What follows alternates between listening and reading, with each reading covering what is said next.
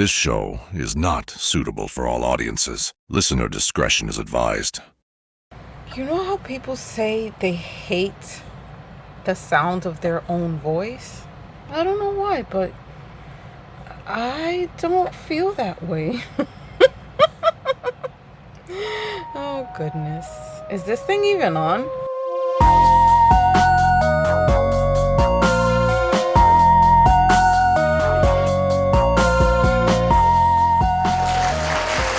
Thank you. You're part of it. So I decided to take like a little, not a mental health day, but I lied.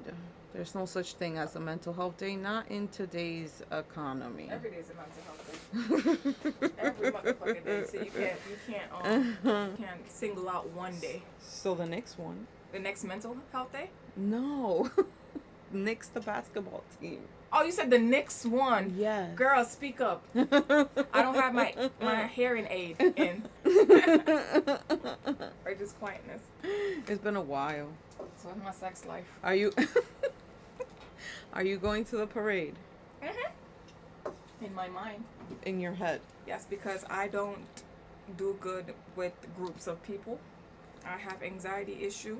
Mm-hmm. I have paying bills issue. I have going to work on time issues. Mm-hmm. It's a lot of issues. It's a lot of issues. So I gotta sacrifice one. Do you know who Rachel Castillo was?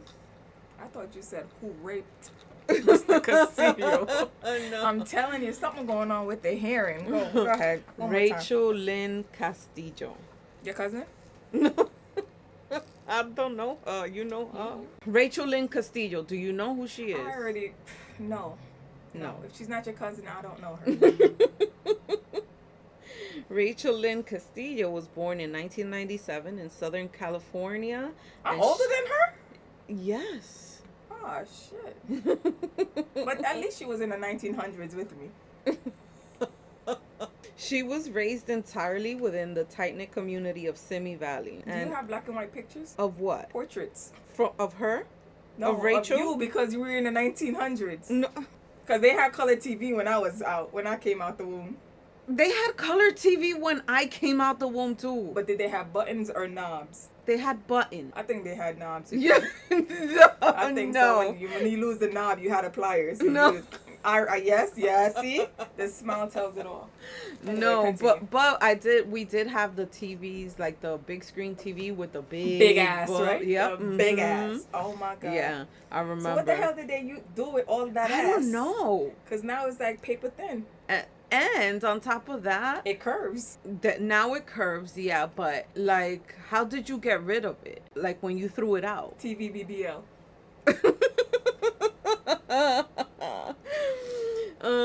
So Rachel Lynn Castillo was born in 1997 in Southern California, and she was raised entirely within the tight-knit community of Simi Valley. There's something missing here. We didn't introduce ourselves? Well, I'm Nina the Diva, and they know that. Okay, so they know me then. Who you? Who am I? And what show is this? No face, no case. Face not found. Close. But there's something missing. When we branch out, it's going to be face, no case. No face, no case, you mean? Yes, no face, no case. I said she was born in 1997. I said she was from Southern California. Oh, her sign. Yes, her sign. She was a Scorpio. No, she wasn't. I'm guessing. Sag. Gemini. Here's why. Aries. Capricorn. That's all I know.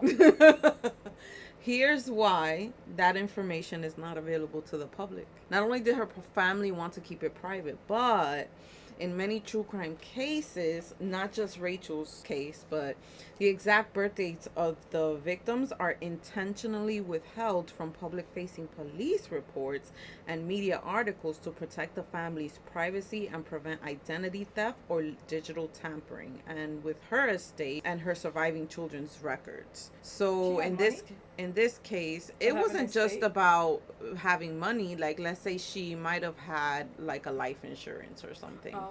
Yeah. Or another thing is identity theft. A lot of people will see, okay, she's dead. I could use her social security for something. Her parents were Christopher and Robin Castillo. Dad is a retired federal law enforcer, and mom is a youth therapist at a local group home. Rachel was the youngest of 3 sisters. She grew up alongside her older sisters, Clyra and Emily Castillo. Rachel was raised a devout Catholic household. She attended St. Rose of Lima School in Simi Valley, where she and her sisters were actually involved in the local youth ministry. So it is a common theme that the nicer you are, they're gonna kidnap you. I've already said that. When you're a ray of sunshine, they coming to get you. After primary school, she attended La Reina High School, where she was a cheerleader. She loved to dance, and she regularly volunteered as an altar server and a youth ministry participant at St. Rose of Lima. Usher. Altar server is an usher. I wouldn't know because I don't attend I know. church. Trust me, I know. She was a straight A student and graduated with a 4.28 GPA. You go, girl. 4.28. I thought 4.0 was the highest. Me too. See, now they just lying. They just lying. Ain't no damn 4.2. They making up shit now. Well, she graduated with a 4.28 GPA. You go, girl. Oh, wait. Yeah, she gone. Yeah, you go and she's gone. She can't go anywhere. She earned a full scholarship to University of California in Santa Cruz. California. Yeah. Those who knew her throughout her academic years and as an adult remember her as a natural go-getter, a hard worker, an overachiever. Her dad says she was the first of the 3 sisters to learn how to ride a bike, and she never let that down. Always the ray of sunshine. Yeah. Kidnapped. I'm trying to tell you. That's why you gotta Seriously. be a bitch. You have to be a bitch. She had a bubbly sense of humor mixed with a quiet, genteel, and creative demeanor. Never marching in behind the artillery. Shooting.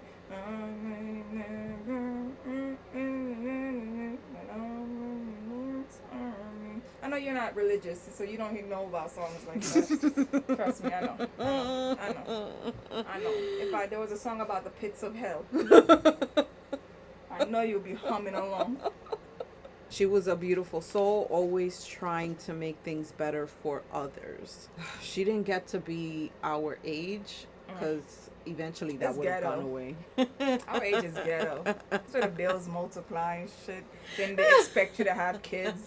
No, at this point, they expect you to pay for the kid to go to college, which is such a crime to me. Like, I'm a big kid with adult money. Like, can't she just pay for herself? Exactly. First of all, my mama still support me. She was also a painter and a sketch artist. She had a lot of time on her hands. No, she actually didn't. Hold on. So she had 24 hours in her day? I asked the same thing. That's a lot. Because there's another case I'm working on where it was like, oh, she attends church. She was part of the youth program. She went and volunteered for this. She had a part-time job. I'm like, yo, where are you getting your hours? That doesn't sound like 24. No, it really don't. Or they don't sleep. And I cannot not sleep. I need my 8, 9, 10, 11 hours. Dead ass. So she was a painter and a sketch artist, and she completed a minor in visual arts alongside her bachelor's in psychology from UCSC. So now her freshman year at UCSC is where she meets her Grim Reaper. So Zarbab Ali. You just made that up. No, that's his name, Zarbab. Zarbab Ali, aka Bobby. But I'm going to call him Ali because I like the name Bobby and I don't want to associate it with him. He was born January 4th. But you want to associate him with the greatest of all time? Ali? Yes. You're right. Wow. Okay. Let's call him Bobby. So I'll associate him with Bobby Brown. He another crazy one. Okay. So go ahead. Go ahead. Don't mind me. So he was born January 4th, 1997, and he is a... January 4th? Uh-huh. Aries. No. Pisces. No. Pisces. No. Pisces. No. I don't know. You don't know. He's a Capricorn. Okay. He was born in Pakistan before his family immigrated to the United States, where they eventually settled in Victorville, California. Most of his childhood was spent in Pakistan, and the exact date of entry into the United States or his parents' name have been kept entirely confidential. And with all the digging I did, don't you know You didn't find nothing? that I didn't find nothing? Yeah. People really kept a secret. That's why it's called confidential. Nothing ever stays confidential. Right. I don't believe anything ever stays I confidential. was born a man. You didn't know that. No, you weren't. But you know what's between my legs. We do know, however, that he spent enough of his teenage years in California to be able to complete schooling and then enter college. And he enrolled in UCSC, and unfortunately for Rachel, they met freshman year, right? Freshman year. So Rachel and Bobby bonded over shared personal struggles like family difficulties, depression, and they became each other's like emotional support system. I mean, you're brand new in a college, you don't know nobody, so it makes sense. Both Rachel and Bobby were highly academic, serious students. Rachel was focused on psychology, and Bobby was focused in mathematics. For someone so smart, he didn't really calculate his crime very well. Well, So freshman year, the cheerleader, I understand. the cheerleader is dating the mathlete, and she brings home to meet the parents, and Rachel's dad, Christopher, recalled Bobby to be a bit strange and socially awkward. And plus, he probably didn't have a green card. Why would he want his daughter to be with a man without a green card? Not only that, but her dad was in law enforcement. Like, hello, listen to dad. But that was in a What my medium. mama call them? What? Pinkus and punkus. And then during freshman year in 2017, surprise, Rachel accidentally, you're not gonna guess? You didn't ask me to guess. You literally was saying a sentence and then you looked at me very. I thought waiting you had a crush. for you to no. I thought you was flirting for a little bit. I was going, hey. She okay. accidentally Died? no. She gets pregnant. Jesus. Wow. Ain't no name, no damn accidental pregnancy. You know you was busting it wide open. She was popping pussy. You all over. exactly. Accident my ass. She gives birth to a son, and they wanted to give their son a good, stable family unit. Did she have a green card? I believe she was born here. She was born in Southern Okay, California. okay. So they committed fully to one another, and in November of 2018, they get married. What day? November. It doesn't matter. It does matter because my birthday. What if they got married on my birthday? Well, my anniversary is in November. That doesn't matter. That does matter, bitch. So between 2019 to 2020, they both complete their undergraduate education. Rachel earns her bachelor's degree in psychology, while Bobby finishes his degree in mathematics. And all while living together, married, and raising their baby boy. In November of 2020, on the 14th, they welcome their second son, making them a family of 4 now, right? So by early 2021... Did they graduate college yet? Yes, they did. Okay, they okay. did.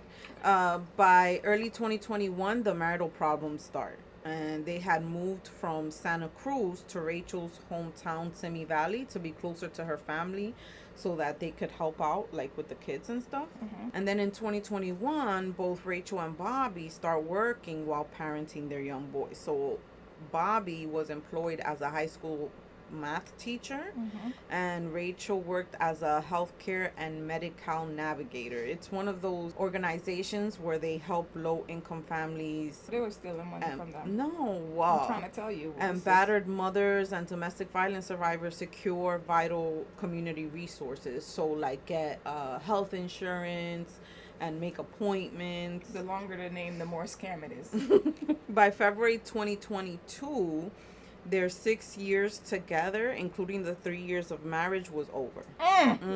Bobby moved to Hawthorne, about 50 miles away from Simi Valley, and Rachel stayed in Simi Valley, but moved to another apartment where she lived with both her boys and her sister Emily, because she couldn't afford the rent by herself because it's California. Yeah, I know, it's a fucking crime.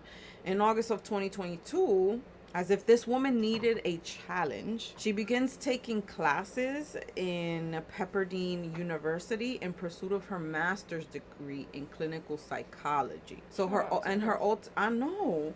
Well, we can't really shout her out. Well, when she was here, shout out to her. She was here and she was her queer. ultimate goal was to work as a marriage and family therapist. But you couldn't even take care of your family in marriage? Well, I mean, that's probably what prompted her to become a therapist. But you gotta fix yours first. She couldn't, so she wants to help others fix theirs. So entering grad school post-separation represented like a fresh chapter, and she worked to secure a brighter future and independence for herself and her boys. Rachel was thriving. Awesome. Even more so knowing she would officially be divorced in a couple of months. Right after she separated from Bobby in February, she filed for divorce in March of 2022, citing irreconcilable differences, and the final court hearing was scheduled for February 2023. So this girl was a doer. Like, if she was gonna So remember, they have 2 boys. At the time of that Rachel filed for divorce, the 2 boys were 4 and 1 years old. So while the divorce is pending, they were under temporary shared physical custody agreements. So they coordinated like a regular exchange schedule during the week, and then he would have the boys every other weekend, but he would pick them up twice a week during the week. As a part of the divorce settlement, Bobby agreed to pay $1,100 a month in child support. Couldn't be me. And there was no spousal support, like aka like alimony. Okay. Like it was strictly for the kids. So life for Rachel and the future of her boys was looking pretty bright, right? On November 10, 2022 at 8:30 a.m., the boys get picked up by their dad for a scheduled visit, right? So Rachel stays home alone, where she works remotely as a healthcare navigator. Rachel stays home, and late morning, Rachel logs into her computer to conduct her standard remote work and community outreach task. By the afternoon, Rachel stops responding to text message and calls from her family. At 8:30 p.m., Rachel's older sister and roommate, Emily, comes home from work, and she enters the apartment and finds a massive amount of blood in the hallway and the bathroom. Shit. I know. All signs point to a severe struggle, right? So Emily starts searching the apartment, and she sees Rachel's phone and car keys and wallet are still inside the apartment. She also realizes that her sissy's car is still parked outside in the spot. So if she left, she didn't leave voluntarily. And I keep asking people this question, like, what would be a sign that something went wrong?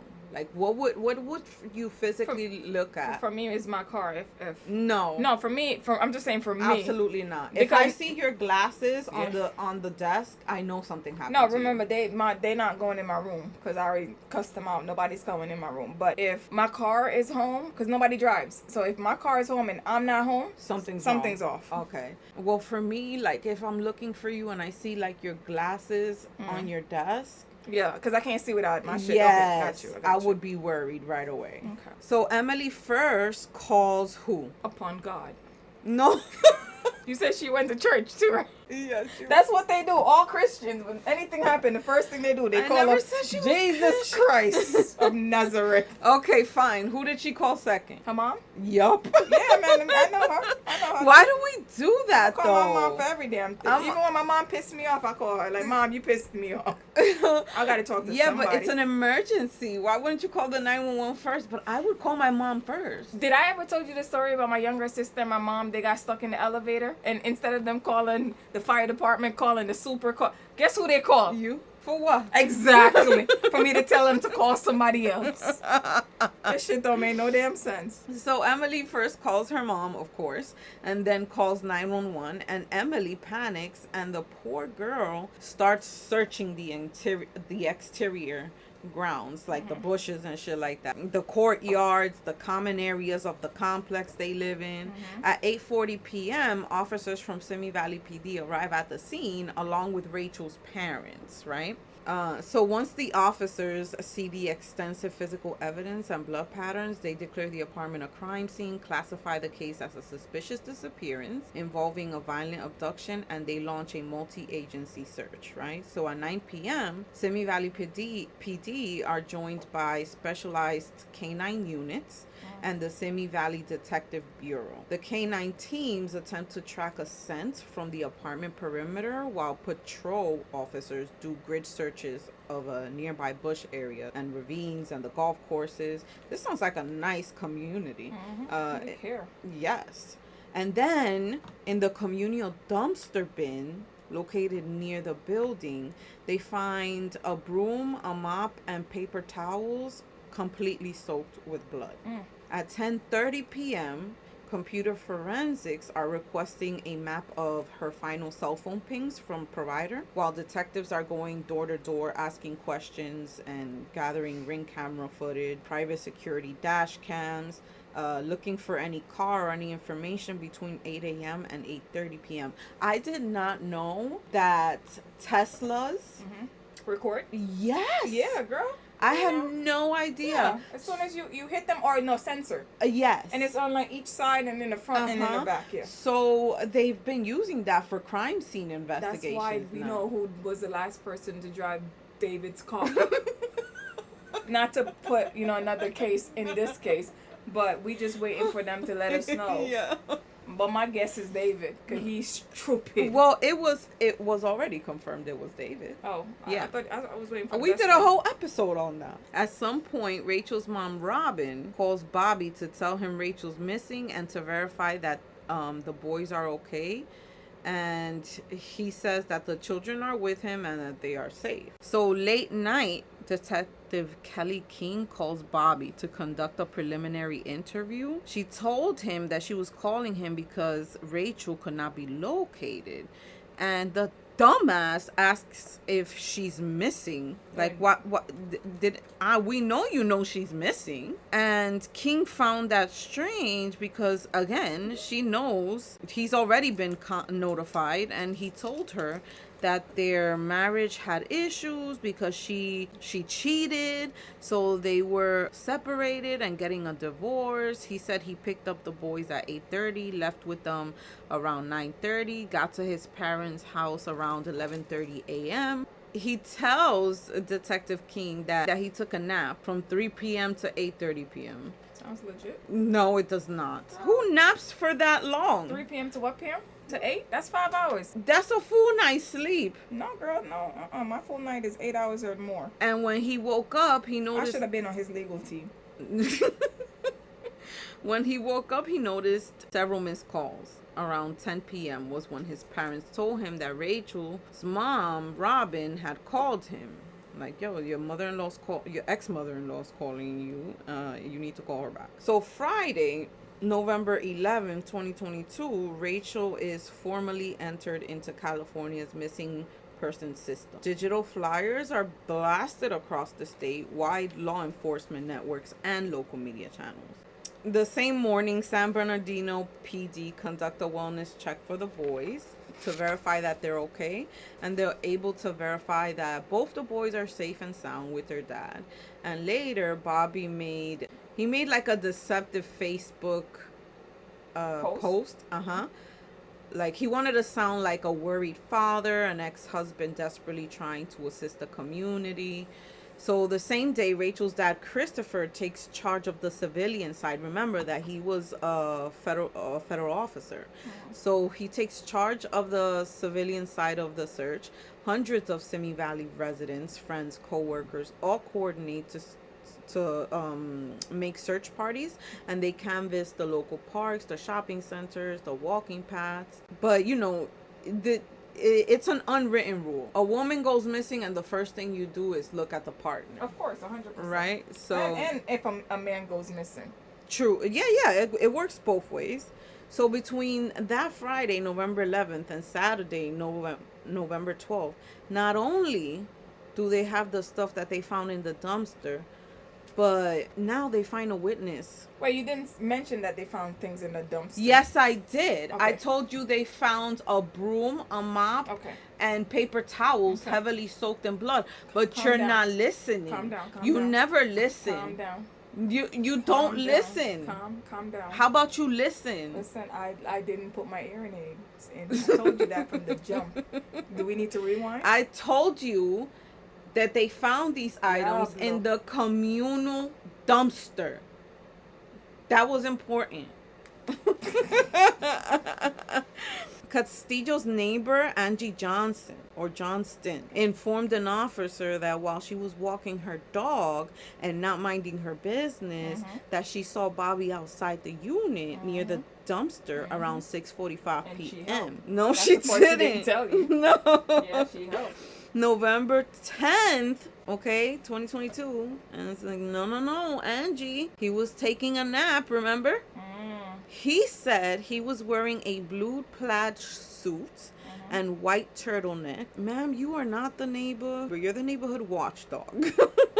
Because she was very detailed. That's good. That's yeah, good. no, absolutely. I want somebody in my Me neighborhood too. to be that nosy. She said that she said hello to him, and he did say hello back, but he seemed distraught. Okay. And that his voice was like shaky, and he didn't seem his happy and outgoing usual self. He seemed nervous and a little jittery. Something was weird to me, she said. It wasn't normal. She also said that she saw Bobby through the blinds in Castillo's unit. Castillo's unit blinds were open and the lights were on, but then a few minutes later the blinds were closed and the unit was dark. And she also noticed that there was a car parked in the lot and the empty trunk was left open. Someone give this woman a badge, because hell yeah. you know. She takes pride in what she do. Yes. Even though nobody told her to do it. So remember how Bobby said that the kids got to his parents at 11:30 and didn't leave at all? He didn't leave at all? Well, Detective Barker told the jury that the license plate reader contradicted what Bobby claimed, because his red Honda was seen multiple times at the intersection of La Mesa and Amethyst Street roads in Victorville on the night of November 10th and the 11th. So when going through Castillo's phone, he said the messages Castillo sent to Bobby, including on November 10th, they were amicable because they were co-parenting. But in the weeks before the killing, Bobby texted Castillo that he hated his life. And fuck that bitch. Including his job and his apartment. And it's because of you. Detective Baker said that Bobby blamed Castillo for his unhappiness. Exactly, I told you. Especially for making him pay for child support. Oof. Digital forensics played a big part in locating Rachel's body, because emergency warrants were already submitted for Castillo and Bobby's phone records, and experts were able to map out his exact route from Simi Valley to Victorville, where his parents lived, immediately reversing back to Rachel's complex during the estimated time of the attack, and then later traveling to a remote Antelope Valley desert. He was also the last person to see Rachel physically alive the morning he picked up the kids. So either way, you were going to be a suspect, you know?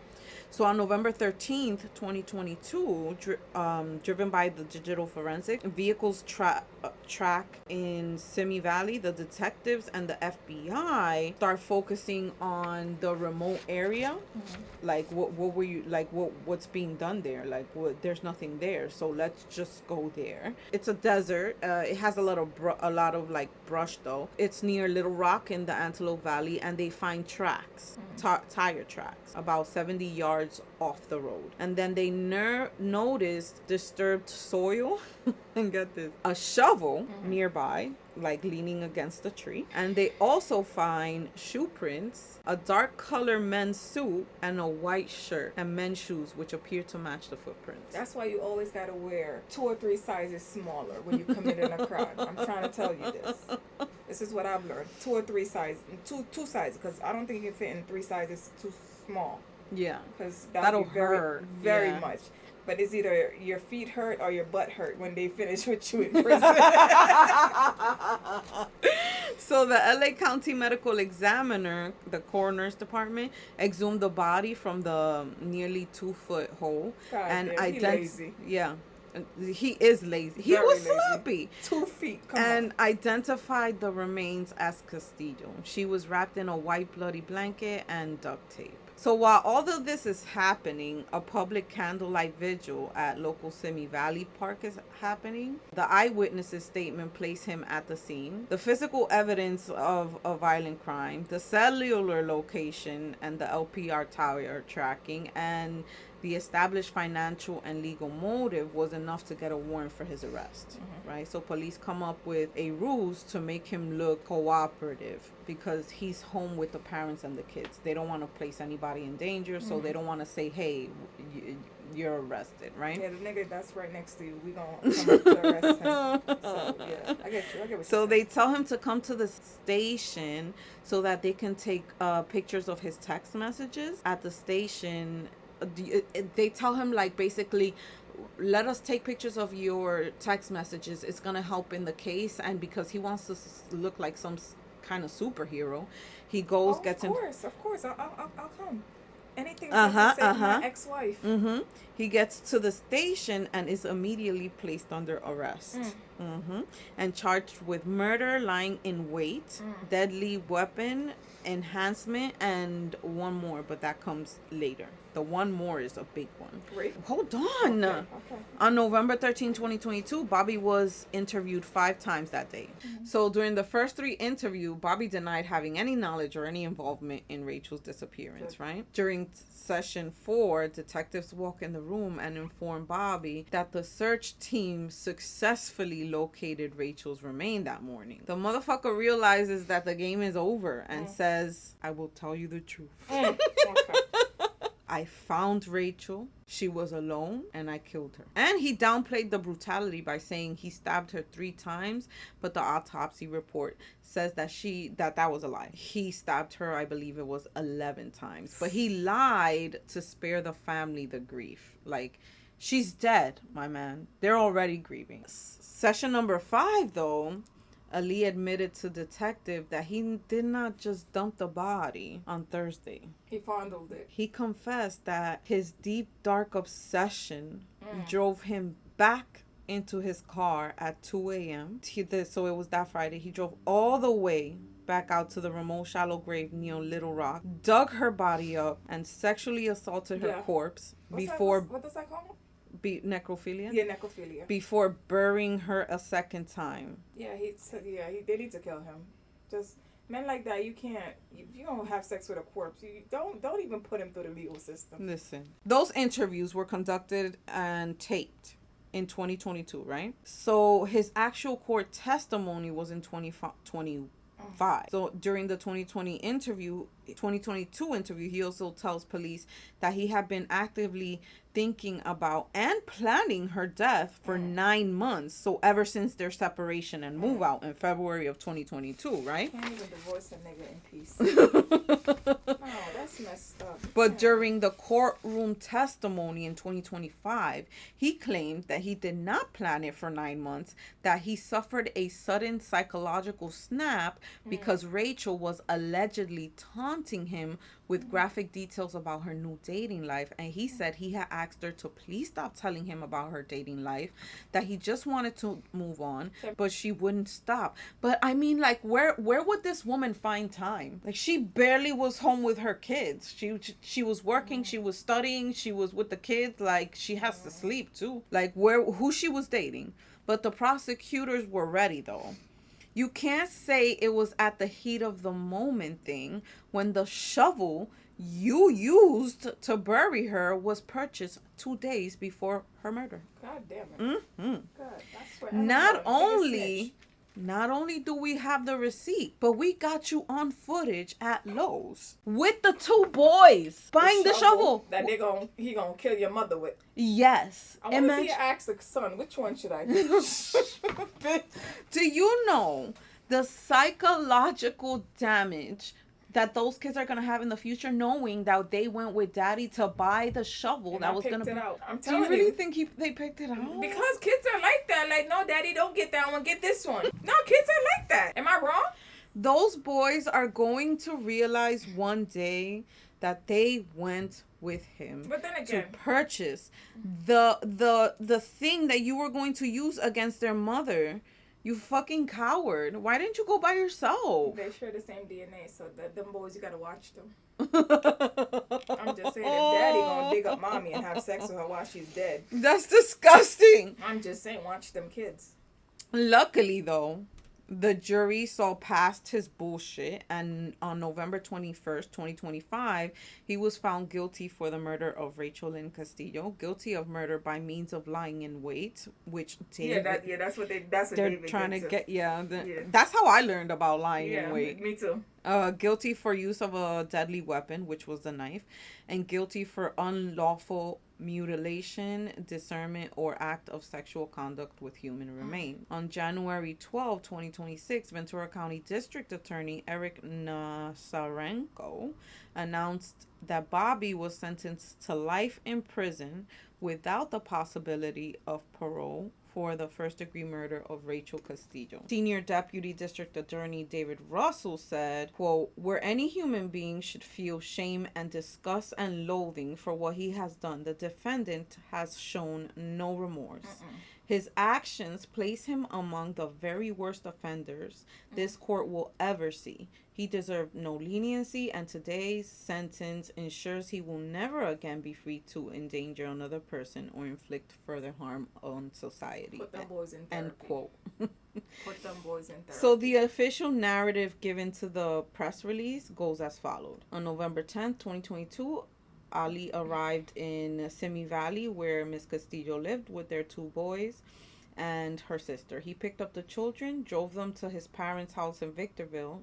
Knowing Castillo would be alone, he went back to the apartment, found the front door unlocked, went inside, turned off the lights, waited for Castillo to exit the bedroom, and when she did come out the bedroom, he stabbed her 11 times in the neck and chest. Bobby wrapped her body up in a blanket and attempted to clean up the scene before placing her body in the trunk of his car, which he had left open in advance. Went to Little Rock, buried her in the shallow grave, then went back to his parents' house, and when everyone was asleep, he drove back to the shallow grave, unearthed Castillo, sexually assaulted her, and then buried her again. Rachel's funeral was held December 2022 at the same church she attended growing up, St. Rose of Lima Catholic Church. Following the tragedy, Rachel's older sister and her family immediately moved to take the 2 boys. So Clyra Castillo, one of her sisters, and her husband officially adopted the boys, and they have full and legal physical custody, and they are being raised in a safe, loving, and stable environment. And because grandma was a therapist, they are in therapy, and they're thriving. So in his recorded interrogation video, Bobby was asked why he went back to sexually assault Rachel's remains, and he said, quote, "Just to confirm that I am a monster. I raped her. If I didn't commit to being a monster, then she would have died for no reason." End quote. Single for life. Your man's... My man really said death do us part. He unburied her and had sex with her body. I know she stank. I'm just saying, like, a couple days later he went, right? Or what? No, the same night. God, he couldn't wait? No, he couldn't wait. He buried her, went home, made sure everyone was sleeping, got in his car at 2 a.m., and then unburied her I mean, by then, still, like, there's mad bugs on her, I'm pretty sure. Rigor mortis and lividity has already set in, so I'm pretty sure she didn't look the way she looked when he first buried her. I'm gonna marry my cat. In case that bitch try to attack me, I can overpower her. And then he finishes and reburies her again. And he's nasty and sloppy. Because Lazy. yes, All that. 2 feet of dirt. You're supposed to be at least 6 feet. After an orgasm, he was probably exhausted. So you think he only dug the 2 feet knowing he was gonna come back? Yes, probably. But he left the shovel and the clothes and the shoes. Yeah, because he was gonna come back. But he didn't take it with him. Because he was gonna probably come back again. That's disgusting. Yeah, probably. But the police came before him, right? Yes. Exactly. He was gonna go back again for a second time. God. Second, third, fourth, fifth. You know. Well, I wish I knew what her sign was. What the hell does that mean? I feel like the case is not finished until I know her astrological So far, sign. what's the signs of the majority of the victims? Scorpios. Yes, for a second I was like, wait a minute. Yes, you're right. Completely right. United States of New York. So New like York always, above folks, everybody. if you want to yell at my co-host or have nasty things to say to her, Please. you can email at ninadadiva.podcast@gmail.com.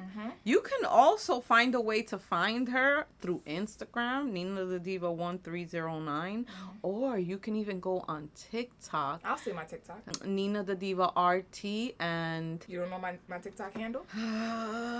Lady PJD. It's just my initials. hit the link tree. Submit an anonymous confession. Join the Patreon. Join the Spotify group. And as Is the always, Patreon a cult? Patreon, it's not a cult. All right, like always, folks. See you next time. Love you, thank you, bye. This is the thing.